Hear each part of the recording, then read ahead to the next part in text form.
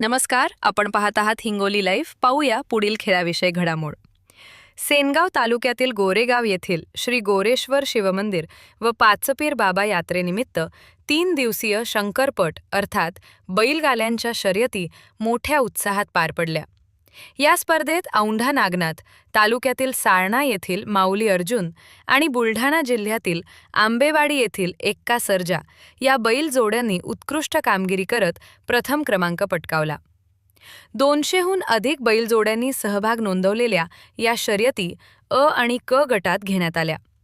त्यामध्ये एकूण 34 बैलजोड्यांना पारितोषिके देण्यात आली. विजेत्या बैलजोडींच्या मालकांचा सत्कार भास्करराव पाटील गोरेगावकर, रामकृष्ण पाटील उपसरपंच, विश्वनाथ कावरखे, गजानन कावरखे, नाथराव कावरखे, सीताराम कावरखे, सुनील पाटील, शिवाजी कावरखे आणि केशव कावरखे यांच्या हस्ते करण्यात आला. भेटूया पुढील बातमीपत्रात. तोपर्यंत नमस्कार.